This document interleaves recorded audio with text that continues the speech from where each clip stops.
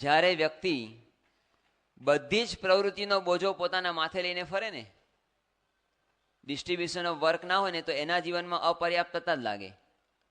તમારા ઘરમાં તમને અનુભવ થતો હશે કે ઘરમાં રસોડામાં પણ તમે માથું મારો, પછી છોકરો ભણે છે કે નહીં તમે માથે લઈને ફરો, છોકરો ના ભણે તો પણ એને ઠપકારવાનું કામ પણ પોતાના માથે હોય, બધું જ તમારા માથે લઈને ફરો ને, તો જીવનમાં ક્યારેક પૂર્ણતાનો અનુભવ થાય જ નહીં. એ અધૂરો જ લે જીવનમાં માણસ.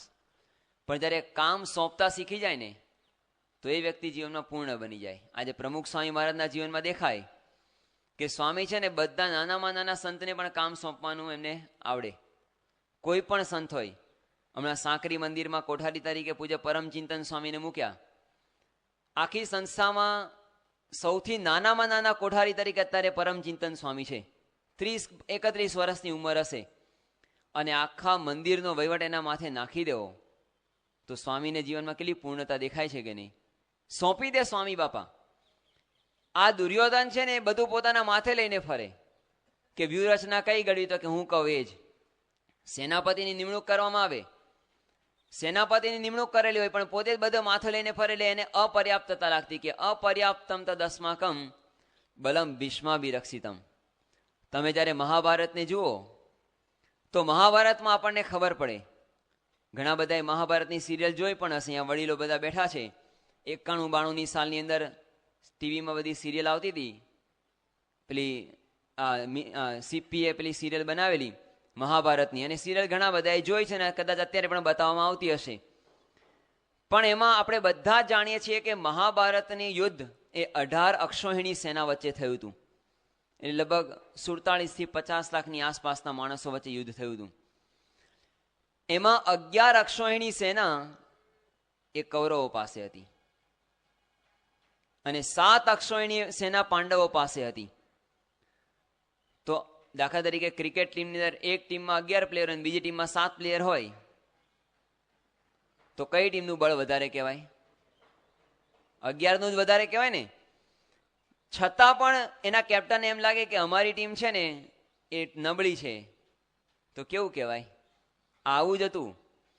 દુર્યોધનને 11 અક્ષોહિણી સેનાનું લશ્કર, છતાં પણ એ કે મારી ટીમ છે ને એ અપર્યાપ્ત છે.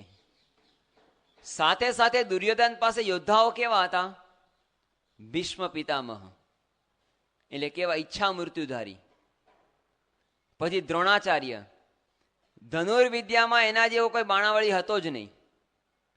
ત્રીજા કૃપાચાર્ય, કૃપાચાર્ય ચિરંજીવ હતા, એને કોઈ મારી શકે એમ હતું જ નહીં.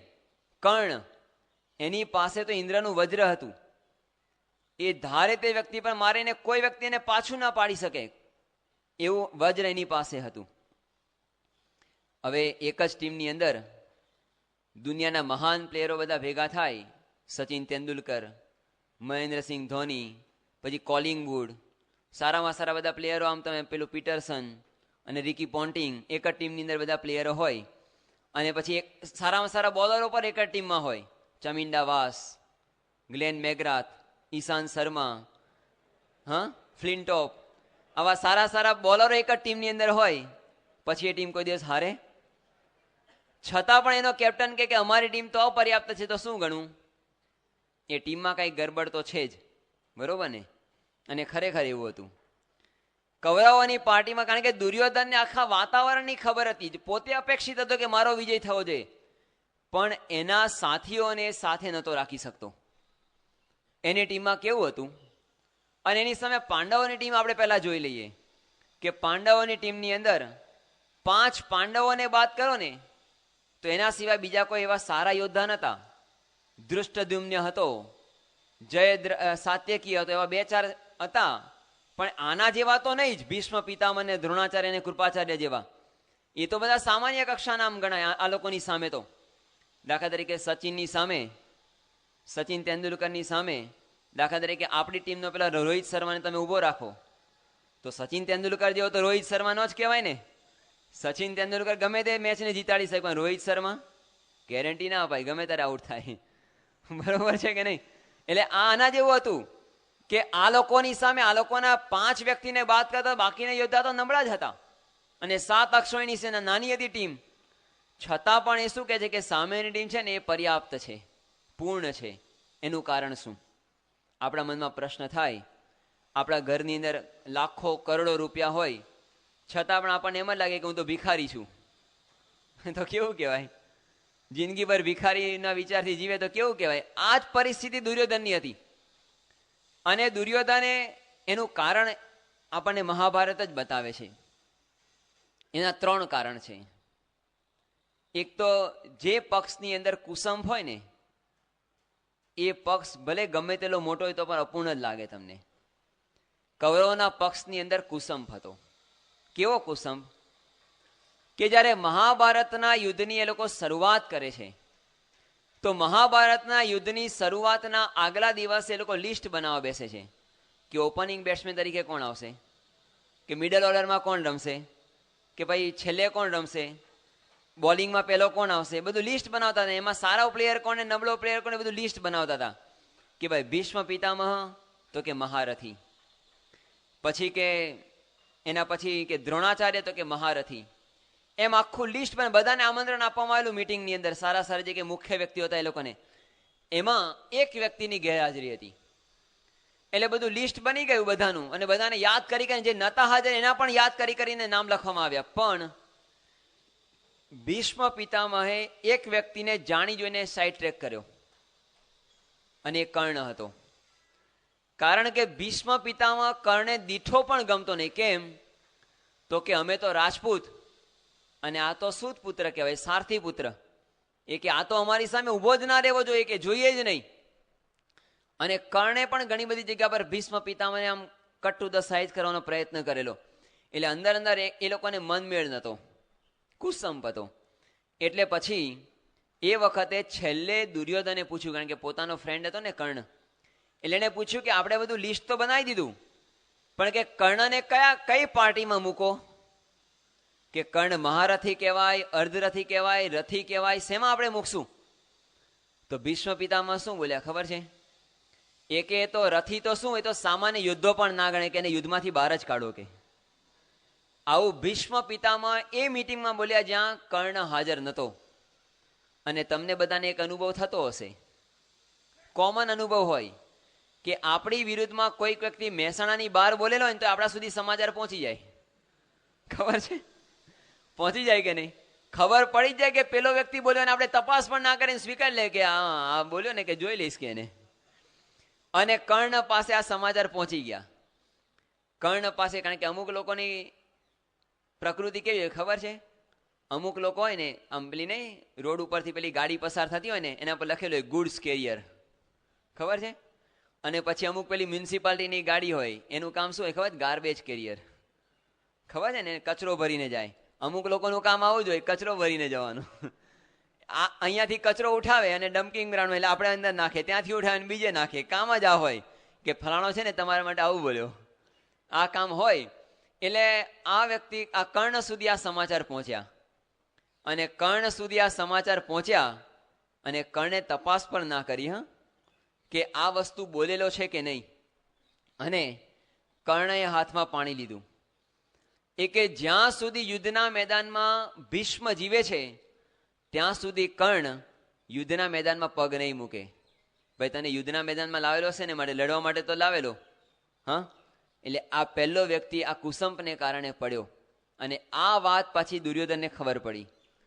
એટલે હૃદયમાં એક આંચકો લાગ્યો અને બોલી ગયો કે અપર્યાપ્તમ તદસ્માકમ બલમ ભીષ્માભિરક્ષિતમ. ભલે અમારી સાથે એ ભીષ્મ પિતામહ જેવો સેનાપતિ છે પણ આખી સેના કેવી છે કે પ્લેટફોર્મ ઉપર જેમ બધા માણસ ઉભેલા હોય તો બધાને સમ તો કહેવાય કે નહીં? કોઈ સાથે કોઈ લડે નહીં તો સમ ગણાય? કોઈ એકબીજા જો લડતું ના હોય તો પણ સમ તો કહેવાય જ નહીં. મનમેળ તો છે નહીં કોઈને. એ કે મારી સેના છે ને રેલવે સ્ટેશનના પ્લેટફોર્મ જેવી છે કે બધા આવીને ઊભા છે પણ કોઈ કોઈને લેવા દેવા છે જ નહીં, બધા પોતપોતાની રીતે લડે એવા છે. એને ખબર હતી એટલે પોતે બોલ્યો કે અપર્યાપ્તમ તદસ્માકમ બલમ ભીષ્માભિરક્ષિતમ. ઘણા બધાના ઘરોમાં પ્લેટફોર્મ જેવું જ વાતાવરણ હોય, ખબર છે? છોકરો પોતાનું કામ કરે અને બાપને લેવા દેવા ના હોય. એના પત્ની શું કામ કરતા હોય એના ધણીને ખબર ના હોય. ઓલો ધણી શું કરતો એ ઘરના કોઈને ખબર ના હોય. પ્લેટફોર્મ જેવું જ વાતાવરણ હોય. એટલે એ પરિવારમાં હંમેશા અપર્યાપ્તતા જ હોય, એટલું યાદ રાખવાનું. એમાં ક્યારે પૂર્ણતા ન આવે, પર્યાપ્તતા ન આવે. જે વ્યક્તિ અંદરના એકબીજા જોડે સુરતભાવ હોય, ભલે એકબીજાના કામમાં માથું ન મારતા હોય પણ છતાં પણ એકબીજા પ્રત્યે પ્રેમ હોય ને, એ કુટુંબમાં હંમેશા પૂર્ણતા આવે. પણ મોટા ભાગે ઘરમાં પ્લેટફોર્મ જેવું જ વાતાવરણ હોય છે. મોટા ભાગે કોઈને કોઈ સાથે લેવા દેવા હોય નહીં. ઘણી વખત અઠવાડિયા સુધી વાતચીત જ ના કરે, એવું હોય ઘણા કુટુંબમાં. પણ એ કુટુંબમાં હંમેશા અપર્યાપ્તતા જેવું વાતાવરણ હોય. પણ એટલે જ આ દુર્યોધન જાણતો હતો કે મારી પાર્ટીમાં છે ને કુસુમ છે, અને કોઈને કોઈ સાથે લેવા દેવા છે જ નહીં, અને કોઈ મારા તરફ અસ્મિતાથી લડતા નથી, એ પણ એને ખબર હતી. કારણ કે યુદ્ધની જ્યારે શરૂઆત થઈ, હજી અર્જુને કૃષ્ણ ભગવાને કીધું નથી કે મારો રથ છે ને તમે બે સેનાની વચ્ચે ઊભા રાખો. એની પહેલા યુદ્ધની શરૂઆતમાં યુધિષ્ઠિરને વિચાર આવ્યો કે વડીલ હોય ને, સારા કાર્યની શરૂઆત હંમેશા વડીલના પૂજનથી થવી જોઈએ. એ કે મારા વડીલો તો બધા સામેના પક્ષની અંદર છે. એટલે એ પોતાના રથમાંથી નીચે ઉતર્યો, અને રથમાંથી ઉતરીને પછી સામેના પક્ષમાં ગયો. સૌથી પહેલા ભીષ્મ પિતામહ પાસે ગયા, અને ભીષ્મ પિતામહને પ્રણામ કરીને એને કીધું કે તમે મને આશીર્વાદ આપો કે આ યુદ્ધની અંદર મારો વિજય થાય. સમજ્યા? કે ભારતનો સેનાપતિ એ પાકિસ્તાનના સેનાપતિને કહે કે તમે મને આશીર્વાદ આપો કે ભારતનો આમાં વિજય થાય, તો પાકિસ્તાનના સેનાપતિએ શું કરવાનું? હથિયાર નીચે જ મૂકવાના હોય, બીજું કઈ કરવાનું નહીં. ભીષ્મ પિતામહ એને શું કીધું કે અર્થસ્ય પુરુષો દાસઃ, કે હું તો પૈસાનો ગુલામ છું, અને પૈસાનો ગુલામ છું એટલે આ પક્ષમાં લડું છું. કેમ? કારણ કે જિંદગીભર મને આ દુર્યોધને પાળ્યો છે, ખાવા પીવાનું આપેલું છે, એટલે આના પક્ષમાંથી હું લડું છું. બાકી મને આના પ્રત્યે કાંઈ લેવા દેવા છે ને. હું તને વચન આપું છું કે તારા 5 ભાઈઓ છે, તારી સાથે 5 ભાઈઓ છે ને અકબંધ રહેશે, એના પર હું બાણ નહીં ચલાવું. તો મારવા યુદ્ધ કોને મારવા માટે હતું? યુદ્ધ કોને મારવા માટે હતું? પેલા નાના નાના સૈનિકોને મારવા માટે હતું. તમને સેનાપતિ કોને માટે બનાવ્યા? જો આ પહેલો મુખ્ય માણસ એ ફૂટી ગયો. ત્યારથી નીકળીને દ્રોણાચાર્ય પાસે ગયા. દ્રોણાચાર્યને પગે લાગીને આ જ કીધું કે તમે મને આશીર્વાદ આપો કે મારો વિજય થાય. અને દ્રોણાચાર્ય પણ સેમ વાક્ય એકનો એક શ્લોક 3 વખત વાપરેલો છે. અને દ્રોણાચાર્ય પણ એમ જ કે છે કે જ્યારે મને કોઈ નોકરી નહોતું રાખતું ત્યારે મને આ દુર્યોધને નોકરી આપેલી, ધૃતરાષ્ટ્રએ. એટલે હું બેકાર હતો ને ત્યારે મને કામ આપનાર આ વ્યક્તિ છે, એટલે મારે એના પક્ષમાંથી લડવું પડે છે. પણ હું તને વચન આપું છું, એ શું કે છે કે યતઃ કૃષ્ણ તત જય, કે તમારા પક્ષમાં વિજય છે જ. અને હું તને વચન આપું છું કે તમે 5 ભાઈઓ ઉપર દ્રોણાચાર્ય બાણ નહીં ચલાવે. બીજો વ્યક્તિ ફૂટી ગયો. હવે ત્રીજા કોણ બાકી હતા? કૃપાચાર્ય. ત્યાંથી એની પાસે ગયા કે તમે મારા ગુરુ કહેવાઓ, અમને ગદા વિદ્યા બાણ વિદ્યામાં તમે ઘણું બધું અમને શીખવાડેલું છે, તો તમે મારા વડીલ છો. કારણ કે મારા પિતા તો ધામમાં ગયા છે ને મારા પિતાની જગ્યા પર તમે છો. હું તમને પ્રણામ કરું છું ને કહું છું આશીર્વાદ આપો કે આ યુદ્ધમાં મારો વિજય થાય. કૃપાચાર્ય પણ એમ જ કે છે કે જ્યારે મને કોઈ નોકરી નહોતું આપતું ને ત્યારે આ દ્રોણાચાર્યની દરખાસ્તથી મને આ નોકરી મળેલી. એટલે અર્થસ્ય પુરુષો દાસઃ, કે પ્રત્યેક વ્યક્તિ પૈસાનો ગુલામ હોય છે, ક્યારે ક્યાં શું કરે ખબર ન પડે. હું તો પૈસાનો ગુલામ છું એટલે આ પક્ષમાંથી લડું છું. પણ હું તને વચન આપું છું કે તમારો વિજય થશે અને તું ચિંતા નહીં કરતો. અને એમ 3 અને ચોથો કોણ બાકી હતો? કર્ણ. યુદ્ધના આગલા દિવસે કુંતા માતા કર્ણ પાસે ગયા, અને કર્ણ પાસે ગયા અને કર્ણને કીધું કે તને ખબર છે કે તું કોનો દીકરો છે? તો કે આજની નહીં, ઘણા વર્ષો પહેલાની જ્યારે પહેલી વખત હું પરશુરામ ભગવાન પાસેથી ધનુર્વિદ્યા શીખીને આવ્યો, અને મેં હસ્તિનાપુરના દરબારની અંદર મેં અર્જુનને ચેલેન્જ કરી કે મારી સાથે તું યુદ્ધ વિદ્યા કર, આપણે બેની કોમ્પિટિશન થાય. અને એ વખતે એ જાહેર સભાની અંદર ભીષ્મ પોતે બોલેલા કે એક સૂત પુત્રની સામે ક્યારે રાજપૂતનો પુત્ર કોમ્પિટિશનમાં ઉતરી શકે નહીં, તું તો સૂત પુત્ર છે. અને એ વખતે દુર્યોધને મને અંગ દેશનો રાજા બનાવ્યો, અને એ વખતે મેં મારી દ્રષ્ટિ તારા ઉપર ગઈ, અને તારી આંખમાં જે મેં પ્રેમ જોયો ને ત્યારે હું સમજી ગયો હતો કે હું તો આનો દીકરો છું. પણ કે મારી સાબિતી કોણ આપે કે હું તારો દીકરો છું? તો કે હવે હું તારી માતા તારા શરણમાં આવેલું છું કે તું મને એક વરદાન આપ. એ કે વરદાન આપવાની જરૂર નથી, હું તને સામેથી કહું છું કે મારું જે વેર છે ને તો અર્જુન પાસે છે. હું તને વચન આપું છું કે તારા 5 પુત્રો અકબંધ રહેશે, ક્યાં કર્ણ જીવતો રહેશે ક્યાં અર્જુન, પણ 5 પુત્રો તો તારા અકબંધ રહેશે. એટલે કે બાકીના 4 ભાઈઓ ઉપર કર્ણ એ ક્યારેય બાણ ચલાવશે નહીં. તો 4 વ્યક્તિ તો ફૂટી ગયા હતા. ને એ દુર્યોધનને ખબર હતી કે આ બધાને કોઈને મારા પ્રત્યે અસ્મિતા કે સમ છે જ નહીં. અને એટલે પોતે બોલ્યો, શું બોલ્યો? કે અપર્યાપ્તમ તદસ્માકમ બલમ ભીષ્માભિરક્ષિતમ, કે આપણા વડે રક્ષાયેલું જે સૈન્ય છે ને એ અપર્યાપ્ત છે. જે પાર્ટીમાં કુસંભ હોય ને એ પાર્ટી ક્યારે જીતે નહીં. જે ઘરમાં કુસંભ હોય ને એ ઘરનો ક્યારે વિકાસ થાય ને, એ ઘર ક્યારે આગળ ના હોય, ભાગલા જ પડતા જાય. જે મંડળમાં કુસંભ હોય, સત્સંગ મંડળમાં પણ, એ મંડળનો પણ ક્યારે વિકાસ થાય નહીં. એ હંમેશા અપર્યાપ્ત જ રહે. પણ પાંડવોના પક્ષની અંદર કેવું હતું? પાંડવોના પક્ષની અંદર સંપ હતો. પાંડવોના પક્ષની અંદર એકદમ સંપ હતો. અને સંપને કારણે એ લોકોનો જય નિશ્ચિત જ હતો.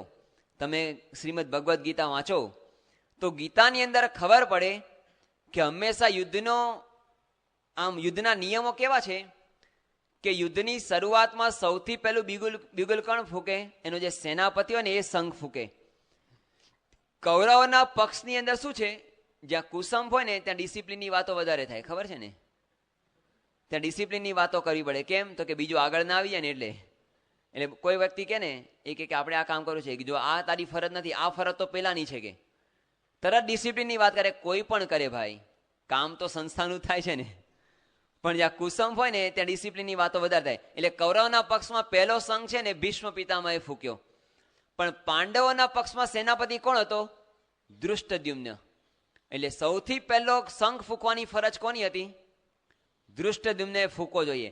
અને કૃષ્ણ તો સારથી હતા, ડ્રાઈવર. હવે ડ્રાઈવર કોઈ દિવસ શંખ ફૂંકે? ડ્રાઈવરને તો એને તો ખાલી ચૂપચાપ કામ જ કરવાનું હોય. પણ સૌથી પહેલો શંખ છે ને કૃષ્ણે ફૂંક્યો. બીજો શંખ અર્જુને ફૂંક્યો. ત્રીજો શંખ પછી ભીમ ફૂંકે છે, ને ચોથો શંખ યુધિષ્ઠિર, અને 5મો શંખ ધૃષ્ટદ્યુમ્ન ફૂંકે છે. અને પછી બધા ફૂંકે છે. બધાને કોઈને લેવા દેવા જ નથી. કોઈ પણ શંખ ફૂંકે, આપણે તો એક ધ્યેય સાથે યુદ્ધ લડવાનું છે. કયું? પાંડવોનો વિજય થાય. બધાને એક જ સંપ હતો કે આપણું એક જ ધ્યેય હોવું જોઈએ. શું? કે પાંડવોનો વિજય થવો જોઈએ. સંપ સાથે લોકો લડતા હતા. કોઈ પણ સંઘ ફૂકે ને કોઈ પણ આગળ જઈને લડે, કોણ શું લેવા દેવા છે? એક જ ટાર્ગેટથી તમે લડો. શું? કે આપણો વિજય થવો જોઈએ. આજે BAPS સંસ્થાનો જે તમને વિકાસ દેખાય છે, એ વિકાસના મૂળની અંદર શું છે? બધાને એક જ ધ્યેય છે. એ કોઈ પણ સંત હોય કે નાનો તો કાર્યકર કે હરિભક્ત હોય, બધાને એક જ સમ સાથે બધા કામ કરે છે. શું? કે પ્રમુખ સ્વામી મહારાજનું કાર્ય અને BAPS સંસ્થાનું નામ આગળ આવવું જોઈએ. અને એને કારણે આખી સંસ્થાનો વિકાસ છે. આ સંપ છે, અને સંપને કારણે આ BAPS નો વિકાસ આજે આખી દુનિયાની અંદર આપણને દેખાય છે. બીજી વાત અહીંયા આપણને જોવા મળે જ્યારે મહાભારતમાં દ્રષ્ટિ કરીએ છીએ ત્યારે, કે દુર્યોધનના પક્ષની અંદર કુસંભ તો હતો જ, અસ્મિતાની પણ ખામી હતી. પણ બીજી વાત આપણને એ દેખાય કે દુર્યોધનના પક્ષની અંદર બધા જે વ્યક્તિઓ છે ને એ લોકોને અંદર કોઈ સાથે લેવા દેવા કંઈ હતું જ નહીં. અને એને કારણે અધર્મ હતો. અને અધર્મને કારણે એ લોકોનો આપણને વિજય એ આપણને દેખાય નહીં. એ લોકોની અંદર આ પાંડવોના પક્ષમાં એકબીજા પ્રત્યે બધા ભાઈઓને છે ને પ્રેમ હતો, સંપ હતો. અને એને કારણે પાંડવોના પક્ષમાં કેવી પ્રકારનો સંપ હતો કે પાંડવો જ્યારે ગુપ્તવાસની અંદર ગયા, અને ગુપ્તવાસમાં પાંડવો ગયા, અને એ વખતે પાંડવો આમ એ લોકોને જુગારમાં હારી ગયા. અને દુર્યોધને શરત રાખેલી કે 12 વર્ષનો વનવાસ અને 13મું વર્ષ ગુપ્તવાસ. અને પછી શરત એવી હતી કે ગુપ્તવાસમાં જો તમે પકડાઈ જાઓ તો પછી પાછો 12 વર્ષનો વનવાસ અને 1 વર્ષનો ગુપ્તવાસ, અને પાછા પકડાવ તો પાછી રિએક્શન. એટલે કૌરવોને કરવાનું કેટલું? ખાલી ગુપ્તવાસમાં પકડવાના, આટલું જ કામ કરવાનું. એટલે પાંડવો છે ને ગુપ્તવાસમાં એ લોકોએ પ્રવેશ કર્યો. ગુપ્તવાસમાં એ લોકોએ જેવો પ્રવેશ કર્યો અને જેવા ગુપ્તવાસમાં અંદર ઉતર્યા, એટલે કૌરવોએ ચળવળ ચાલુ કરી કે 13મા વર્ષમાં આવી ગયા છે, એ કે પકડવાનું કામ ચાલુ કરો કે. અને આખા ભારતમાં એ લોકોએ પોતાના ગુપ્તચરો મોકલ્યા, અલગ અલગ રાજ્યોમાં મોકલ્યા. હરિવંશ એટલે ખબર છે આજનું ચીન, આજનું ચીન એ જમાનામાં હરિવંશ કહેવાતું હતું. ત્યાં આગળ પોતાના ગુપ્તચરો મોકલ્યા. આમ બાજુ કંબોડિયા ને થાઈલેન્ડ ને એ બધા રાજ્યોમાં, દક્ષિણના માત્ર દેશની અંદર મોકલ્યા.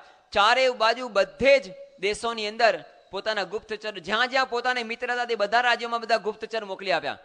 પણ ક્યાંય પણ પાંડવો મળ્યા જ નહીં. પાંડવો ક્યાં રહ્યા હતા?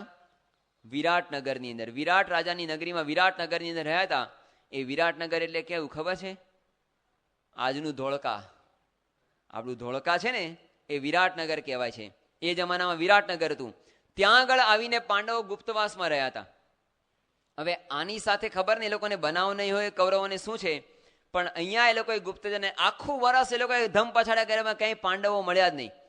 પાંડવો બધા છે ને અહીંયા યુધિષ્ઠિર કંક બની રહ્યો. કંકનું કામ શું હતું કે રાજાને રાજી રાખવાનો. રાજા કે મારે મદિરા પીવી છે તો શરાબનો પ્યાલો ભરવાનો. એક આપણે જુગાર રમવું તો કે ચાલો જુગાર રમીએ. એ કે એના વખાણ કરવા, એને રાજી રાખવાનું કામ યુધિષ્ઠિરનું હતું, કંક. અને એને કઈ સ્ટ્રેટેજી ઘડવાની હોય તો પણ એને પૂછે. એટલે એક દિવાન તરીકેનું કામ એ યુધિષ્ઠિર કરતો હતો. અર્જુન હતો ને, એ અર્જુનને એક શ્રાપ હતો કે તારે 1 વર્ષ છે ને એ હિજડા બનવું પડશે, વ્યંડળ, નપુંસક. 1 વર્ષ. એ શ્રાપ એને અહીંયા અંગીકાર કર્યો અને નપુંસક બની ગયો. અને નપુંસક બનીને બૃહનલા બનીને એ પોતે આ રાજ્યની અંદર રહ્યો. ત્રીજા હતા ભીમ. ભીમનું શરીર કેવું? એને ખાવા વધારે જોઈએ. આપણે છે ને ગ્રામમાં ખાઈએ, કિલો એ મણની અંદર ખાતો હતો, સમજ્યા? એટલું બધું એ ખાય. એટલે પછી એને શું નક્કી કર્યું એ કે આપણું ભરણ પોષણ તો થવું જોઈએ. એને હંમેશા જે વ્યક્તિને ખાવા વધારે જોઈએ ને અને સારું સ્વાદિષ્ટ ખાવા જોઈએ તો એને રસોઈ બનાવતા પણ સારી આવડતી હોય. કારણ કે એને શીખવું જ પડે. રોજ કોણ બનાવી આપે આટલું બધું? પોતે જાતે બનાવી લે. એટલે ભીમ છે ને ખાવાનું સારામાં સારું બનાવતો હતો. એટલે એ પોતે બલ્લવ કરીને એક રસોઈયો બન્યો એના રાજ્યની અંદર, ને રસોઈયા તરીકે રહ્યો. બાકીના 2 ભાઈઓ હતા સહદેવ અને નકુલ. એ બંને ઘોડે સવારીમાં પાવરફુલ હતા. એટલે એ લોકો ઘોડશાળની અંદર ઘોડાની દેખરેખની અંદર ગોઠવાઈ ગયા. અને દ્રૌપદી એ સયંદ્રી કહેતા કે દાસી બનીને અંદર ગોઠવાઈ ગઈ. અને બધા પોતપોતાનું કાર્ય એકદમ વ્યવસ્થિત કરતા હતા અને પોતપોતાના કાર્યમાં બધા રત હતા. અને આમ બાજુ કૌરવે જોયું કે આખા ભારતમાં આપણે તપાસ કરી ભાઈ ક્યાંય પાંડવો મળ્યા નહીં. હવે એક જગ્યા પર હોવા જોઈએ. ક્યાં? આ વિરાટનગરની અંદર. પણ એ વખતે એ વર્ષ જે હતું ને એમાં અધિક માસ હતો. એટલે 13 મહિનાનું વર્ષ હતું. અને ન્યાય પદ્ધતિ પ્રમાણે એમ કહેવાય છે કે જ્યારે તમે ન્યાય કરવા બેસો ને તો 12 જ મહિનાનું વર્ષ ગણાય. લે દાખલા તરીકે અધિક ભાદરવો હોય તો આસો મહિનો કટ થઈ જાય. એ આસો મહિનો એ વર્ષમાં ન ગણાય, એ 12 જ મહિના ગણવાના તમારે. એટલે એ વખતે અધિક માસ એ વર્ષે હતો. અને કૌરવોએ પુરુષાર્થ ચાલુ કર્યો કે અહીંયા છે. એટલે એ લોકોએ પોતાનું લશ્કર મોકલીને વિરાટ રાજાની બધી જ ગાયો વાળવા માંડી. એ વખતે ગાય ધન ગણાતું. એટલે બધા ખેડૂતોને બધા આવીને રાજાને ફરિયાદ કરી કે આ કૌરવોની સેના આપણી ગાયને લઈ જાય છે, કે તમે એને રોકો. એટલે રોકવાનો પુરુષાર્થ બધા કરવા માટે ગયા. એટલે આખી સેનાને ભગાડી અને બધી ગાયો બચાવી. એટલે એ લોકોને શંકા ગઈ કે આટલું બધું બળ વિરાટ રાજામાં હોય કે કૌરવોની સેનાને પાછી પાડે. એ કે નક્કી અહીંયા પાંડવો તો હોવા જોઈએ. છતાં પણ કે બીજી આપણે ટેસ્ટ કરી લઈએ, કન્ફર્મેટિવ ટેસ્ટ કરવી પડે ને. કેમિસ્ટ્રી જે ભણતા હશે ને ખબર પડે કે સીટી કરવી પડે, કન્ફર્મેટિવ ટેસ્ટ. એટલે એ લોકોએ પછી આખી સેનામાં મોકલી. કોને સેનામાં? તો કે ભીષ્મ, દ્રોણાચાર્ય, કૃપાચાર્ય, કર્ણ, દુર્યોધન, દુશાસન, આવા મોટા મોટા યોદ્ધાઓ સેના લઈને આવ્યા. હવે આવા મોટા મોટા સેનાઓ આવે અને અહીંયા તો વિરાટ રાજા બિચારો નાનો અમથો રાજા કહેવાય, એની સામે આવા મોટા મોટા યોદ્ધા ઊભા થઈ જાય તો એમે હારી જાય. પણ એને આ તો રાજપૂત હતા ને, એને નક્કી કર્યું કે લડવું જ છે. પણ એ વખતે વિરાટ રાજા ખબર નહીં પોતે લડવા માટે ન ગયા, એના દીકરાને મોકલ્યો. એના દીકરા ઉત્તમ કુમારને તૈયાર કર્યો. ઉત્તમ કુમારની એ વખતે ઉંમર બહુ તો 9 કે 10 કે 12 વર્ષની ઉંમર હશે, નાનો અમથો બાળક. હવે એની સામે દાખલા તરીકે પેલો કર્ટલી એમ્બ્રોસ કે કોલિંગ લારવુડ, આવા મોટા મોટા બોલરો બોલિંગ કરતા હોય, સામે 10 વર્ષનો છોકરો ઊભો હોય તો શું થાય? પહેલી બોલે ક્લીન બોલ થઈ જાય. અને એ વખતે આ લડવા માટે ગયો. એટલે આને તો તૈયાર કર્યો ને પેલો તૈયાર થઈ ગયો, કારણ કે રાજપૂતનો દીકરો હતો ને, એ તૈયાર થયો. પણ એ વખતે આને જોયું યુધિષ્ઠિરે કે આ બિચારો નાનો અમથું મગતરું. એ કહેતો આમ ખાલી ભીષ્મ પિતામાં આમ કરશે ને તો મચ્છર મરી જશે. એ કે આ તો નાનું અમથું છે કે એક બાણમાં ઉડાડી દેશે આને તો. એટલે એણે શું કીધું ખબર છે? એ કે આના સારથી તરીકે તમે છે ને ઓલા સંયંદ્રીને મૂકી દો. એટલે કોણ હતો? અર્જુન. કે સંયંદ્રીના સારથી એને રથ ચલાવતા બહુ સારો છે કે એને બેસાડો. એટલે એને મૂકી દીધો. એટલે ખબર હતી કે આ મરી જશે ને તો અર્જુન તો કામ પાર પાડી દેવાનો છે. અને અર્જુનને સમજાવી દીધા કે જો યુદ્ધના મેદાનમાં કઈ ગડબડ થાય ને તો તું ગાંડી ઉઠાવજે. એટલે મોટા ભાઈની આજ્ઞા પણ મળી ગઈ અને પછી નીકળ્યા, યુદ્ધના મેદાનમાં ગયા. અને ખરેખર એવું થયું, ઉત્તમ કુમાર તો થોડાક મિનિટના યુદ્ધમાં તો પડી ગયો, ખતમ થઈ ગયો. એટલે પછી અર્જુને ગાંડી ઉઠાવ્યું અને અર્જુને એવી બાણ વર્ષા કરી કે ભીષ્મ બેભાન, દ્રોણાચાર્ય બેભાન, કૃપાચાર્ય બેભાન, દુર્યોધન પણ પડી ગયો અને દુશાસન મોટા મોટા યોદ્ધાઓને એને પાડી દીધા અને આખી કૌરવ સેનાને ભગાડી. એટલે હવે તો નક્કી થઈ ગયું કે આ લોકોને કોણ હરાવી શકે? અર્જુનના બાણ સિવાય કોઈ બીજું હરાવી શકે નહીં. એટલે નક્કી થઈ ગયું કે અહીંયા ગાડી પાંડવો તો છે જ, એ નક્કી થઈ ગયું. આમ બાજુ પેલો ઉત્તમ કુમાર પાછો બેભાન થઈ ગયો એટલે જાગ્રત થયો. અને આમ પછી તો કેવું, હાર્યો જુગારી બમણું રમે. એને કીધું કે મારી સેના જીતી છે. અને આમ એટલો આનંદમાં એને નગરમાં પ્રવેશ કર્યો. એટલે વિરાટ રાજા પણ એકદમ આનંદમાં હતા કે મારો દીકરો કૌરવોને હરાવીને આવ્યો, ભીષ્મ દ્રોણાચાર્યને હરાવ્યા. અને આખા નગરમાં એની નગર યાત્રા નીકળી, પ્રોસેશન અને જલસા આખા નગરમાં થયા. આમ મહેલમાં પણ એકદમ જલસો કરવામાં આવ્યો. બધા સેનાઓ વગાડવામાં આવી, વાજા વગાડવામાં આવ્યા અને પોપ સંગીત ને બધું વાગવા માંડ્યું. ત્યાં આગળ બધો કાર્યક્રમ ગોઠવાઈ ગયો. અને આ બધો કાર્યક્રમ ગોઠવાયો અને એ વખતે બધો જ કાર્યક્રમ પતી ગયો રાત્રે. એટલે માણસ શું કરે ખબર છે? એકદમ આનંદમાં આવે ને તો ભગવાનનો ભક્ત હોય ને મંદિરે જાય. પોતાની બર્થડે હોય, કંઈક સારું એને રિઝલ્ટ આવેલું તો ક્યાં આવે? સંતોને બતાવવા માટે આવે, ભગવાન આગળ પ્રસાદીનું કરવા. અને જેના હૃદયમાં થોડો ઘણો પણ અસુર ભાવ એ શું કરે? જુગાર રમવા બેસે. કૃષ્ણ ભગવાનના જન્મને દિવસે અમુક લોકો એટલા બધા આનંદમાં આવી જાય, એટલા બધા આનંદમાં કે જુગાર રમવા બેસી જાય. ખબર છે? એ જુગાર રમવા. એટલે આ વિરાટ રાજાએ શું કીધું ખબર છે? વિરાટ રાજાએ કીધું કંકને કે ચોપાટ પાથરો કે આપણે જુગાર રમવા બેસીએ. એટલે બંને જણ જુગાર રમવા માટે બેઠા. જુગાર રમવા માટે બેઠા અને વ્યવસ્થિત આમ જુગારની બાજી જામી. અને પેલો તો પોતાના દીકરાના વખાણમાંથી પાછો જ નહોતો પડતો કે ઓહો, મારા દીકરાએ તો ભીષ્મને હરાવ્યો, કેટલો બળ્યો કહેવાય. કે દ્રોણાચાર્યને પાડી દીધા, દુનિયામાં આનો કોઈ જોટો નથી. ને વખાણના એને તો મોટી મોટી જડીઓ વરસાવી, મોટા મોટા મહેલ બાંધ્યા, ઊંચા ઊંચા આમ કે શિખરો તાણી દીધા.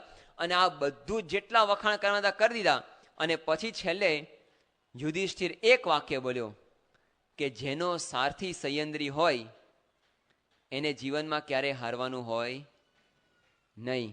અને આ એક વાક્ય બોલ્યો ને બધું બાજી ફરી ગઈ. ઓલાના મૂળ ફરી ગયો કે મારા દીકરાના વખાણ છોડીને તું આ એક નપુંસકના વખાણ કરે છે. અને એને પેલાની કટાર કાઢી અને કટાર કાઢીને એને સીધી એ કટાર યુધિષ્ઠિરના હાથ ઉપર મારી અને યુધિષ્ઠિરના હાથમાંથી લોહી નીકળવા માંડ્યું. અને એ વખતે પેલા મદિરાના પ્યાલા ભરવા માટે ત્યાં સંયંત્રી ઊભી હતી, દ્રૌપદી. એ દ્રૌપદીએ જોયું કે યુધિષ્ઠિરના હાથમાંથી લોહી નીકળ્યું છે અને એને તરત પોતાનો સાડીનો પાલો છે ને એને હાથ નીચે ધરી દીધો. અને હાથ નીચે ધરી દીધો કેમ કે એ વખતે એને આમ કરતી જાય ને એ બધું લોહી આમાં લેતી જાય, આમ કરતી લોહી લેતી જાય. અને જ્યાં સુધી લોહી બંધ ના થયું ને ત્યાં સુધી પોતાના પાલવની અંદર બધું લોહી એને સંગરી કાઢ્યું. કેમ? કારણ કે અર્જુનની ટેક હતી કે જે જમીન ઉપર યુધિષ્ઠિરનું એક ટીપું પણ લોહી પડે ને એ જમીનને અને એ નગરને આખે આખું સાફ કરી નાખવાનું. આટલો સંપ એ ભાઈઓની અંદર હતો. આવો સંપ જે કુટુંબમાં હોય ને એ કુટુંબનો ક્યારે પરાજય હોય? એનો જય જ હોય. એ હંમેશા આગળ જ વધતું રહે કુટુંબ. અને એટલે પાંડવોનો વિજય નિશ્ચિત જ હતો. એ લોકોના ભાઈઓની અંદર સંપ હતો. કેવો સંપ હતો કે જ્યારે પાંડવો વનવાસની અંદર વિચરણ કરતા હતા. પાંડવોએ 2 વખત વનવાસ ભોગ્યો છે. પહેલા વનવાસમાં એ લોકો હતા ને એ વખતે રસોઈ બનાવી દ્રૌપદીએ અને રસોઈ બનાવીને મૂકી હશે. અને રસોઈ મૂક્યા પછી એ લોકો આમ નીકળ્યા બહાર અને કંઈક નાવા ધોવા ગયા છે ને એ વખતે કોઈ કૂતરું આવ્યું અને કૂતરું આવીને પેલું રસોઈ છે ને લઈને ભાગ્યું. રસોઈની કુલડી હતી લઈને ભાગી. એ કૂતરું ભાગ્યું અને કૂતરું ભાગ્યું અને એ વખતે આ સહદેવ અને નકુલે જોયું. એટલે એને પકડવા માટે સહદેવની પાછળ ગયો અને એને એમ કે આ તો કૂતરું છે ને હમણાં પકડી પાડીશ. પણ એ કોઈ દૈવી કંઈક શક્તિ હતી અને કૂતરું ભાગતું ગયું અને ક્યાં ઘૂસી ગયું ખબર ના પડી. આને પાણીની તરસ લાગી એટલે ત્યાં બાજુમાં એક તળાવ હતું, ત્યાં તળાવ ઉપર ગયો અને તળાવ ઉપર ગઈ. તળાવ છે ને યક્ષની પ્રોપર્ટીનું હતું અને મારે જે કીધું છે ને કે ધણીને પૂછ્યા વિના કોઈ કાર્ય કરવું નહીં. અને આ લોકોએ મહારાજની આજ્ઞાનો ભંગ કર્યો અને સીધો જ હાથ નાખ્યો પાણીમાં. એ તળાવ છે ને યક્ષની પ્રોપર્ટી હતી, એને પૂછ્યા વગર સીધું પીવાનો પ્રયત્ન કર્યો. એટલે પેલો યક્ષ પ્રગટ થયો. યક્ષ કે મારી આજ્ઞા વગર કોઈ અહીંથી પાણી ના પી શકે. તો કે આજ્ઞા આપો. તો કે નહીં, મારા પ્રશ્નોના જવાબ આપ તો જ તને પાણી પીવા દઉં. તો કે જા તું છે ને મને પૂછવા વાળો. કે એને તરત આવું કીધું અને સીધો હાથ નાખ્યો અને પાણી પીધું અને પથ્થર થઈ ગયો. એને ગોતવા માટે નકુલ આવ્યો અને નકુલને તરસ લાગી અને એ આવી રીતે, કારણ કે થોડા રાજપૂત લોહી કહેવાય, આ તો એ ક્યારે ગરમ થાય ખબર ન પડે. એને હાથ નાખ્યું, એને પાણી, એ પથ્થર થઈ ગયો. પછી ત્યાં આગળ ભીમ આવ્યો. તો આ બે તો થોડા શાંત કહેવાય. ભીમ તો કોઈને ના કાઢે ને. અને ભીમે તો એ કે તું તારે લડવું હોય તો આવી જા. કે એ કે ચાલ લડીએ. તો લડતા લડતા એને પણ પથ્થર બનાવી દીધો. પછી અર્જુન આવ્યો. અર્જુનને પોતાની બાણ વિદ્યાનું અભિમાન. એ આવ્યો ને એ ત્યાં આગળ ઉભો રહ્યો, તો એને પથ્થર બનાવ્યો. ને પછી છેલ્લે યુધિષ્ઠિર આવ્યો. યુધિષ્ઠિર એટલે કોણ? કે યુદ્ધમાં પણ જે સ્થિર રહી શકે ને એનું નામ યુધિષ્ઠિર કહેવાય. અને એ યુધિષ્ઠિર ત્યાં આગળ આવ્યો. એને જોયું કે આ 4 પથ્થર થઈ ગયા છે ને પડ્યા છે. એટલે એને પણ ત્યાં આગળ જઈ અને પેલા યક્ષ આવ્યો કે મારા પ્રશ્નોના જવાબ આપો. યુધિષ્ઠિર એના 4 પ્રશ્નોના જવાબ આપ્યા. પછી યક્ષે એને શું કીધું ખબર છે? યક્ષે એને કીધું એ કે તું તારા કોઈ પણ 2 ભાઈઓને જીવતા કર. એવા તને વરદાન આપું છું કે તે મારા 4 પ્રશ્નોના જવાબ આપે ને હું રાજી થયો છું કે તારા કોઈ પણ 2 ભાઈઓને તું જીવતા કરવાનું વરદાન માગ. એટલે યુધિષ્ઠિરે શું કીધું ખબર છે? યુધિષ્ઠિર કે તમે સહદેવ અને નકુલને જીવતા કરો. પેલો યક્ષ એની પરીક્ષા કરે છે. યક્ષ કે છે કે સહદેવ અને નકુલ તો તારી અપરમાના દીકરા છે, કે સાવકીમાના દીકરા છે. કારણ કે પાંડવની 2 પત્ની હતી, કુંતી અને માદ્રી. ભીમ, યુધિષ્ઠિર, ભીમ અને અર્જુન, આ 3 છે ને એ કુંતીના પુત્ર, અને માદ્રીના સહદેવ અને નકુલ. એ કે આ તો તારી સાવકીમાના દીકરા છે. એ કે એને તું શું કામ જીવાડવાનું કે છે? તારા સગા ભાઈઓને જીવતા કર. યુધિષ્ઠિર શું બોલ્યો? એ કે મારે માટે કોઈ પારકું કે પરાયું છે, મારું કે પરાયું છે જ નહીં.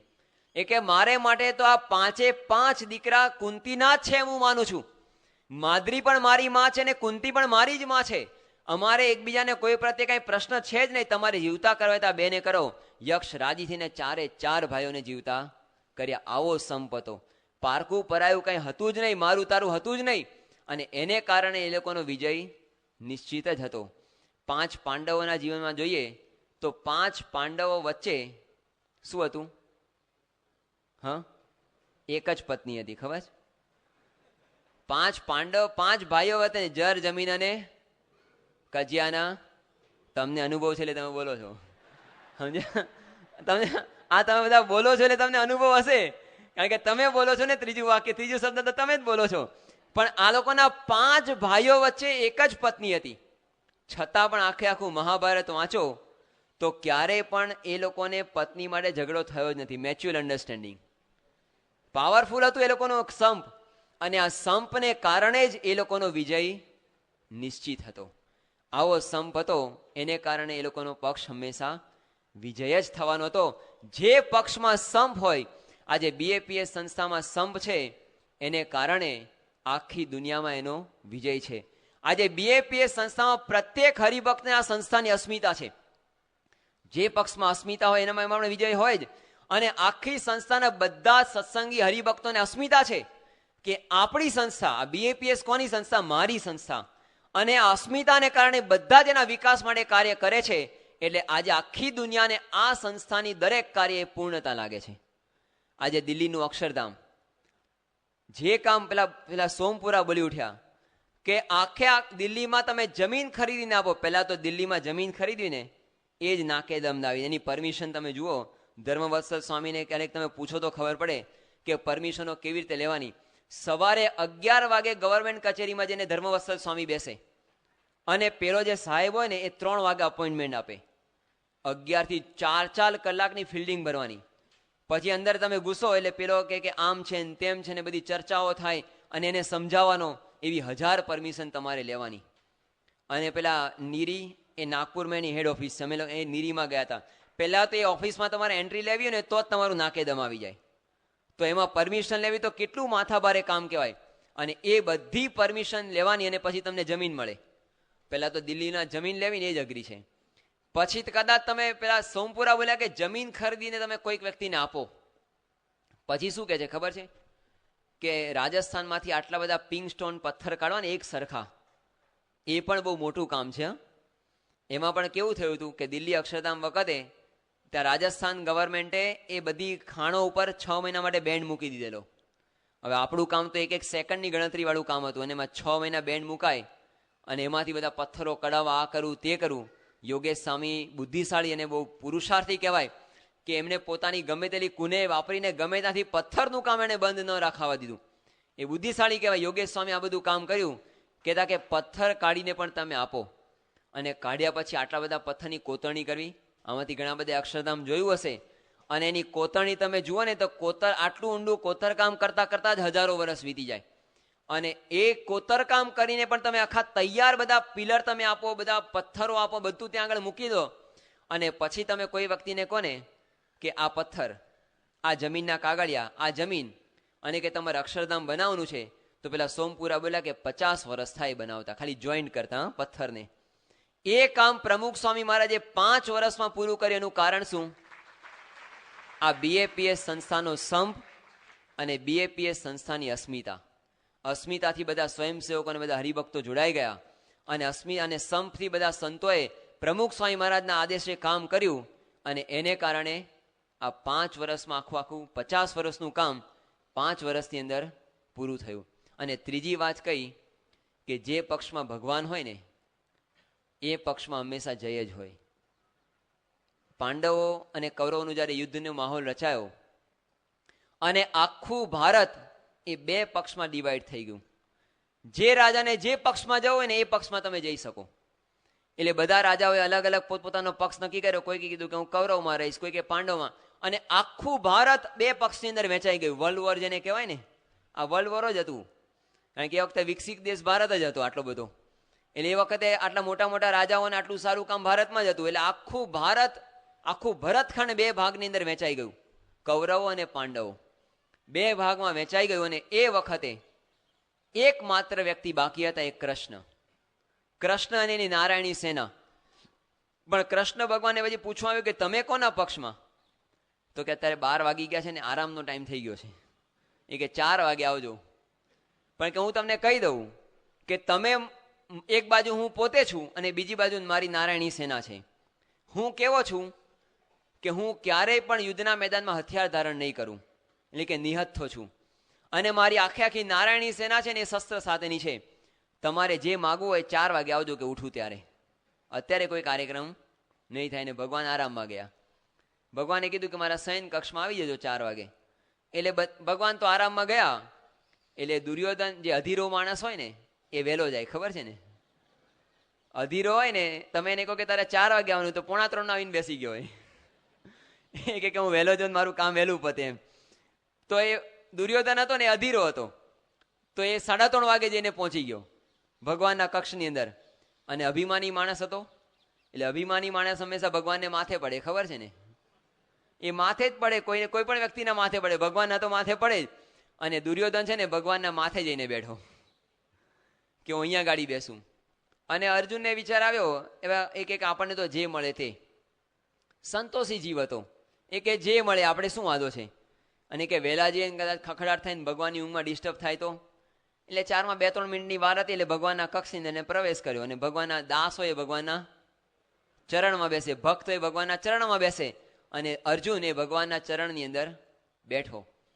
અને ભગવાને બરાબર 4 વાગે પેલું એલાર્મ વાગ્યું. એટલે ભગવાને આંખ ખોલી. એટલે પહેલી દ્રષ્ટિ હંમેશા કોના ઉપર પડે?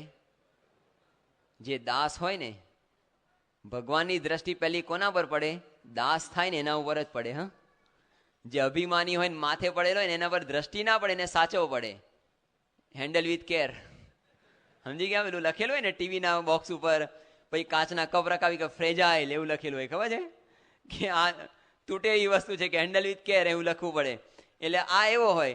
એટલે પહેલી દ્રષ્ટિ દુર્યોધન ઉપર પડી, અર્જુન ઉપર પડી. એટલે ભગવાન શું બોલ્યા? એ કે અર્જુન તું આવી ગયો? એટલે દુર્યોધનથી રહેવાયું નહીં, કે ભગવાન હું પણ આવી ગયો છું, એ કે મારા તરફ પણ જુઓ. એટલે ભગવાને કહ્યું કહો તમે પણ આવી ગયા છો. એટલે એને પણ થોડો સાચવી લીધો. પછી ભગવાને કીધું કે અર્જુન તું માં કે મારી પહેલી દ્રષ્ટિ તારા ઉપર પડી ને. દુર્યોધન કે પણ પહેલો તો હું આવેલો છું.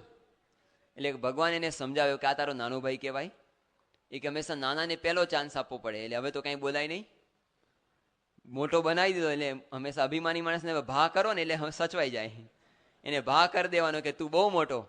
એટલે પછી એને સાચવી લીધો ભગવાને કે ભાઈ તારો નાનો ભાઈ કહેવાય કે તું મોટો કહેવાય, કે મોટા ભાઈએ નાના ભાઈને ચાન્સ આપવો જોઈએ. તો કે આપ્યો. એટલે અર્જુન તો તૈયાર થઈને જ આવેલો કે મને માગવાનું થાય તો શું માગવાનું. એટલે અર્જુને કીધું કે ભગવાન તમે મારા પક્ષમાં રહો. કૃષ્ણ કહે છે કે જો અર્જુન હજી વિચારી લે કે હું હથિયાર ધારણ નથી કરવાનો, એ કે હથિયાર નહીં, તમે યુદ્ધના મેદાનમાં પગ પણ નહીં મૂકતા, પણ તમે મારા પક્ષમાં આવીને બેસો, ખાલી આવીને બેસો, મારે બીજું કાંઈ નથી જોઈતું. એટલે દુર્યોધનને તો એટલી શાંતિ થઈ ગઈ ને, એને 5-7 દિવસના નિર્જળા ઉપવાસ હોય અને પછી તમને એક ગ્લાસ ઠંડુ લીંબુનું શરબત આપે અને તમે પીઓ તો 72 કોઠા ટાળા થાય કે નહીં. દુર્યોધનને આવો અનુભવ થયો કે 72 કોઠા ટાળા થઈ ગયા એના, એટલી શાંતિ થઈ ગઈ ને કે હાસ જે જોઈતું તો એ મળી ગયું અને બંને જણ જુદા પડ્યા. પણ આણે કૃષ્ણ ભગવાનને માગીને વિજય માગી લીધો. ભગવાન આપણા પક્ષમાં દાખલા તરીકે થોડો ઘણો કુસંભ હોય, દાખલા તરીકે થોડું કંઈક પણ પ્રશ્ન હોય, પણ ભગવાન હાજર હોય ને તો હંમેશા બધું જ કામ સમૂહ સુરથું જ પડે. પાંડવોના પક્ષમાં કુસંભ તો એવું નહીં, થોડો ઘણો તો હતો જ. જ્યારે યુદ્ધના મેદાનની અંદર ભીષ્મ પિતામહ મરી ગયા અને એ વખતે એટલે બાણ સૈયા ઉપર પડ્યા અને એ વખતે કર્ણએ એન્ટ્રી લીધી. અને જ્યારે ટીમમાં પહેલી વખત સ્થાન મળે એટલે શું કરવાનું હોય, અને એમાં પણ કોઈ પણ વ્યક્તિના સ્થાને આપણને સ્થાન મળે એટલે શું કરવાનું હોય, ચોક્કા છક્કા મારીને સદી જ મારવાનું. કેમ તો કે સ્થાન ફિટ કરવાનું હોય ને. એટલે કર્ણએ એન્ટ્રી લીધી.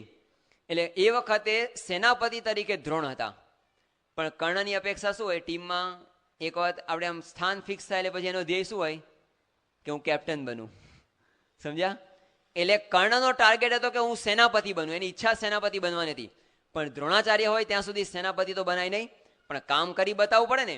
એટલે કર્ણ જેવી એન્ટ્રી મારી તો પહેલે દિવસે તો 25% પાંડવોની સેનાને સાફ કરી નાખી, કોકને બેભાન કર્યા અને કોકને મારી નાખ્યા, અને આ બધું કામ એને પોતે કર્યું અને ફટાફટ બધાને મારવા માંડ્યો અને એટલું સારું કામ કર્યું. અને એ વખતે યુધિષ્ઠિર આ અડફેટમાં આવી ગયા, યુધિષ્ઠિરની સામે આવી અને યુધિષ્ઠિર ઉપર પણ એવી ફટાફટ બાણોની વર્ષા કરી.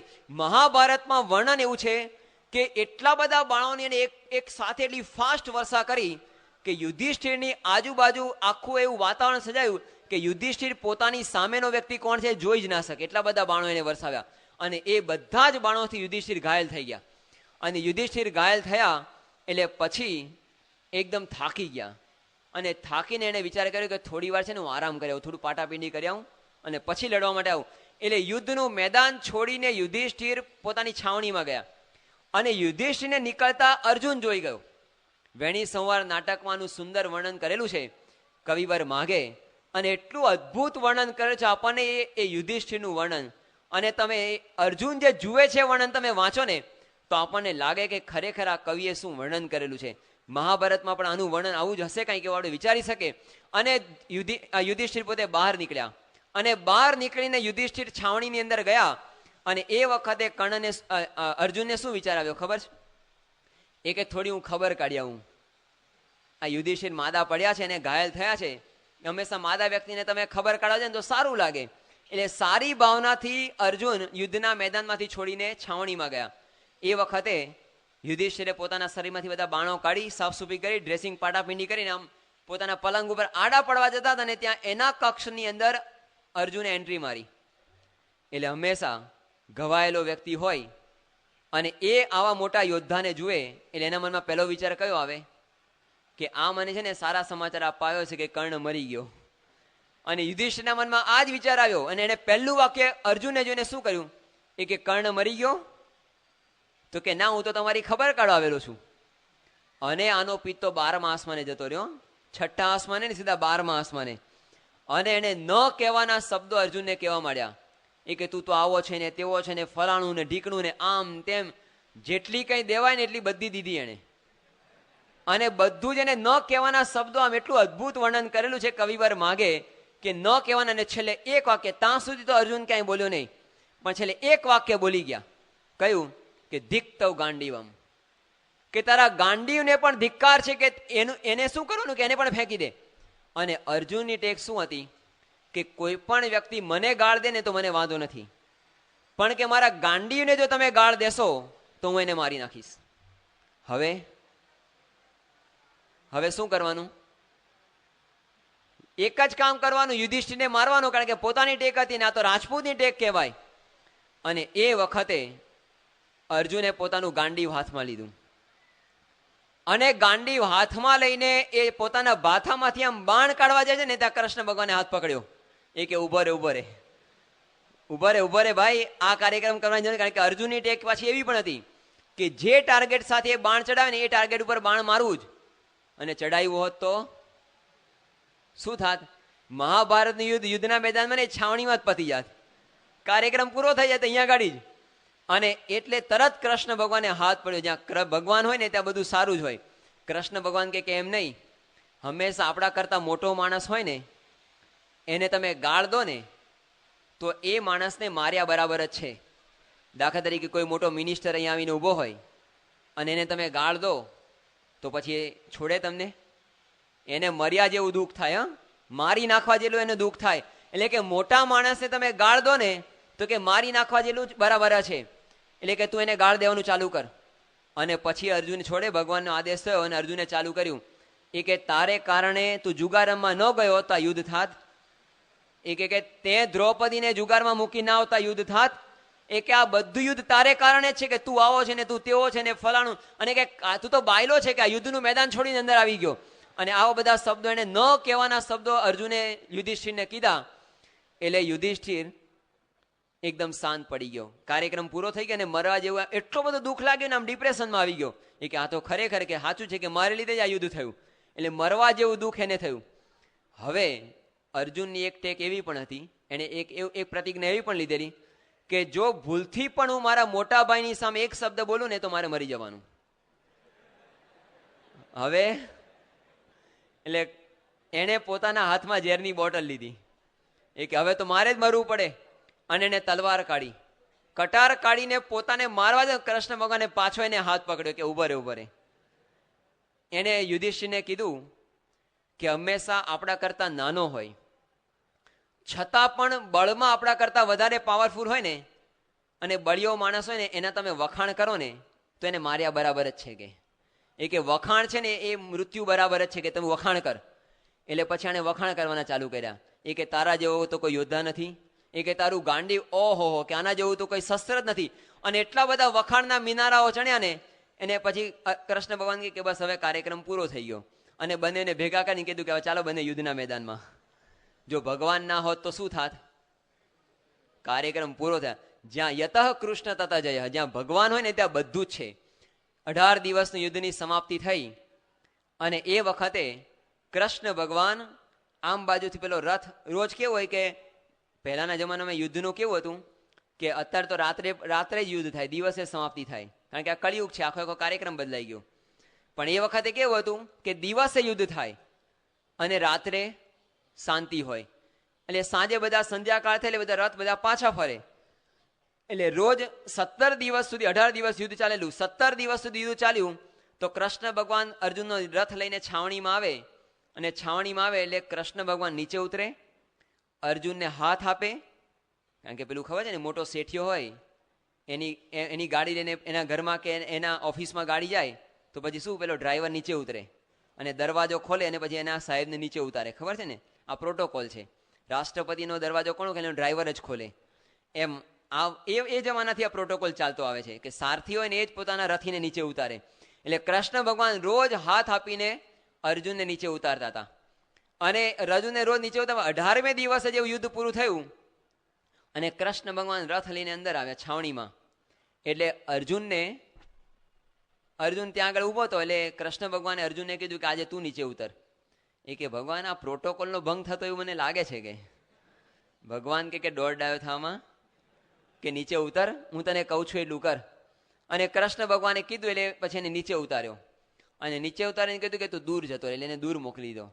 અને પછી કૃષ્ણ ભગવાન નીચે ઉતર્યા અને એ થોડાક દૂર ગયા ને આખો અર્જુનનો રથ એ બ્લાસ્ટ થઈ ગયો. કોઈ કે ટાઈમ બોમ્બ મૂકેલો અને ટાઈમ બોમ્બ ફાટ્યો અને આખો એનો રથ બ્લાસ્ટ થઈને તૂટી ગયો. જો કૃષ્ણ ભગવાન ના હોત તો શું થાત?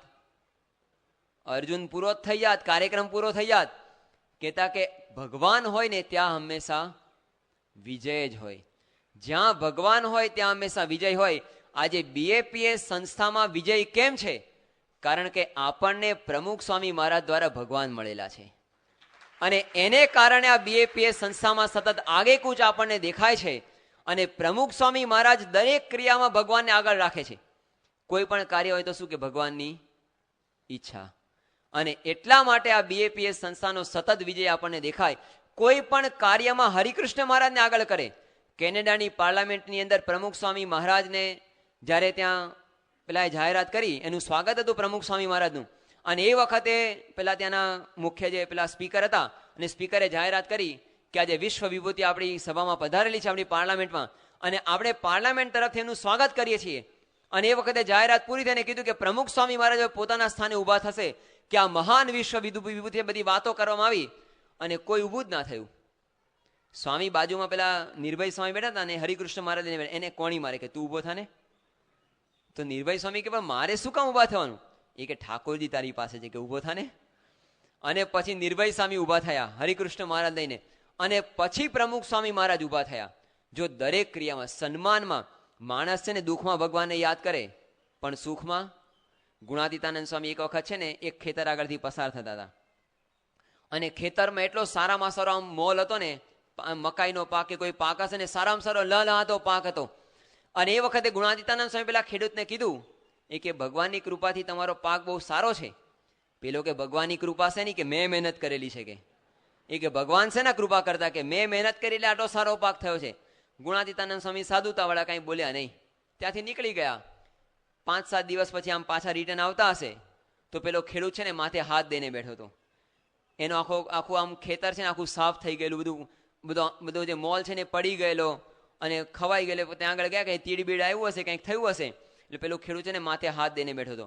એની પાસે ગયા અને કીધું કે કેમ તું દુઃખી છે? કે ભગવાને નખો જ કાઢ્યું. કે દુઃખમાં હંમેશા ભગવાન ઉપર નાખે ને સુખમાં ભગવાનને યાદ ન કરે. પણ પ્રમુખ સ્વામી મહારાજ કેવા છે કે દુઃખમાં કે સુખમાં હંમેશા ભગવાનને આગળ રાખીને ચાલે છે. એટલે બીએપીએસ સંસ્થાનો વિકાસ છે. દરેક ક્રિયામાં એ બાયપાસ સર્જરી પ્રમુખ સ્વામી મહારાજની કરાવી. અને પ્રમુખ સ્વામી મહારાજ તો હજી સબકોન્શિયસ માઇન્ડની અંદર હતા, હજી જાગ્રત અવસ્થામાં તો આવ્યા પણ નહોતા. પણ એ વખતે પ્રમુખ સ્વામી મહારાજે હરિકૃષ્ણ મહારાજને બોલાવીને દર્શન કર્યા. સબકોન્શિયસ માઇન્ડની અંદર શું થાય ખબર છે? જે ડૉક્ટરો એને ખબર પડે કે તમે કોઈ વ્યક્તિનું ઓપરેશન કરો, એને એનેસ્થેસિયા સૂંઘાડો, અને પછી એ જ્યારે આમ બેભાનમાંથી સબકોન્શિયસ માઇન્ડમાં, એટલે જાગ્રત પણ નહીં અને બેભાન પણ નહીં, વચ્ચેની અવસ્થામાં આવે ને ત્યારે શું કરે ખબર છે? એના મનમાં જેવા વિચારો ને એવું બોલવા માંડે. જો એ ગાળો વધારે બોલતો હોય ને તો ગાળો બોલવા માંડે, ગાયનો ગાતો હોય ને તો ગાયનો ગાવા માંડે, અને ભગવાનનો ભજન હોય, ભગવાનનો ભક્ત હોય ને જો ભજન વધારે ગાતો હોય તો ભજન ગાવા માંડે. આપણા ભૂદેવ છે ને જ્ઞાનવીર, એને પેલું એપેન્ડિક્સનું કે કોઈક ઓપરેશન, પાઇલ્સનું ઓપરેશન કરાવ્યું કે એને બેભાન કર્યા હશે. અને પછી એ જાગ્રત સબકોન્શિયસ માઇન્ડમાં આવે ને તો કીર્તનો ગાવા માંડે મોટેથી. ડૉક્ટરે કે એટલે પેલા બાજુમાં જે સંત હતા ને ગભરાઈ ગયા કે આ શું કરે છે, કે કોઈ લવારીઓ તાવ તો નથી ચડ્યો ને પેલો લવારો કરવાને. ડૉક્ટરે કે નહીં, સબકોન્શિયસ માઇન્ડમાં આવું જ હોય. તો પ્રમુખ સ્વામી મહારાજ સબકોન્શિયસ માઇન્ડની અંદર ઠાકોરજી મંગાવે કે હરિકૃષ્ણ મહારાજના દર્શન કરવા છે. તો કેટલું ભગવાનનું અનુસંધાન હશે, ભગવાનનો સતત વિચાર કરતા હશે. દરેક ક્રિયામાં ભગવાનને એમણે રાખેલા છે ને, એટલે એમનું દરેક કાર્ય કેવું છે? પર્યાપ્ત છે અને પૂર્ણ છે. એ કોઈ પણ કાર્ય કરે. ગાંધીનગરનું અક્ષરધામ કોઈ પણ વ્યક્તિ જુએ તો કે આના જેવું મોન્યુમેન્ટ ક્યાંય નહીં. પછી દિલ્હીનું અક્ષરધામ થયું, એ કોઈ પણ વ્યક્તિ જુએ. જ્યારે પેલા મોદી આર્કિટેક્ટ હતા અને એ ત્યાં દિલ્હીમાં આવ્યા, ભારતના બહુ સારામાં સારા કંઈક આર્કિટેક્ટ કહેવાય છે, અને દિલ્હીમાં આવ્યા 2003ની સાલની અંદર. અને એ વખતે શ્રીજી સ્વરૂપ સ્વામી આખો નકશો લઈને બધું એમને બતાવ્યું, બધું બતાવવા માટે નીકળ્યા. આખા અક્ષરધામમાં ક્યાં ક્યાં કઈ વસ્તુ બનવાની છે બધું એને બતાવ્યું. અને આ બધું જ બતાવ્યા પછી એને શ્રીજી સ્વરૂપ સ્વામી એક પ્રશ્ન પૂછ્યો. એ કે સાહેબ, તમે આટલા મોટા આર્કિટેક્ટ છો, અને મોટા માણસની નાની અમથી સલાહ પણ હોય ને એ બહુ કામ લાગે. નાની અમથી પણ સલાહ આપે ને તો આખે આખું વાતાવરણ બદલી નાખે, અને આખે આખો એનો માહોલ બદલી નાખે, ને એનું આમ બ્યુટી બદલી નાખે.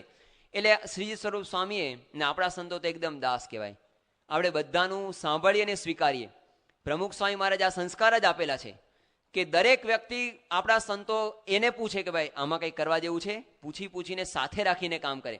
એટલે આ મોદી સાહેબને પૂછ્યું કે આમાં કંઈ તમારે સૂચન કરવાની કંઈક તમે સૂચન, એ કે એક સૂચન છે.